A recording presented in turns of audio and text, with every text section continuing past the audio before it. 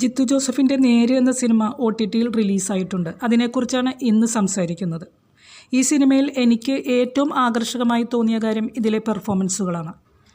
മോഹൻലാൽ എന്ന നടൻ്റെ അഭിനയ മികവ്, അതിൻ്റെ ഭംഗി കണ്ടറിഞ്ഞ സിനിമയാണ് നേര്. ജീവിതത്തിൽ പരാജിതനായ, ആത്മവിശ്വാസം കുറഞ്ഞ ഒരു വ്യക്തിയെ എത്ര തന്മയത്വത്തോടെയാണ് അദ്ദേഹം അവതരിപ്പിച്ചത്. കോടതി മുറിയിലെ ഓരോ ചെറിയ ചലനങ്ങളിലും നോട്ടങ്ങളിലും സംസാരത്തിലുമെല്ലാം അദ്ദേഹത്തിൻ്റെ സൂക്ഷ്മമായ അഭിനയ തികവ് നമുക്ക് കാണാം. അതുപോലെ അനശ്വര രാജൻ, കണ്ണു കാണാത്ത ഒരു വ്യക്തിയുടെ ചെവി കൂർമ്മതയും മുഖഭാവവുമെല്ലാം അനശ്വര മികവുറ്റതാക്കി. മോഹൻലാൽ മുറിയിലേക്ക് കടന്നു വന്നതിന് ശേഷം ചെവിയോർത്ത് മറ്റൊരു വശത്തേക്ക് നോക്കി നിൽക്കുന്ന അനശ്വര പെട്ടെന്ന് മോഹൻലാൽ സംസാരിക്കുമ്പോൾ ആ വശത്തേക്ക് മുഖം തിരിക്കുന്ന ഒരു സീനുണ്ട്.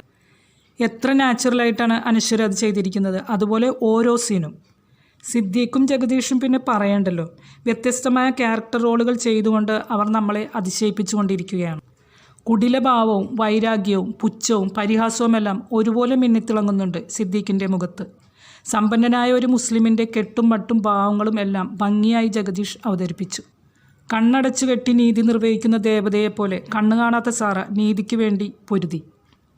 തെളിവുകളും സാക്ഷിമൊഴികളും മാത്രമല്ല, ബുദ്ധികൂർമ്മതയും വാക്ചാതുര്യമുള്ള ഒരു വക്കീലും കൂടി ഉണ്ടെങ്കിലേ നമ്മുടെ നീതി വ്യവസ്ഥയിൽ രക്ഷയുള്ളൂ.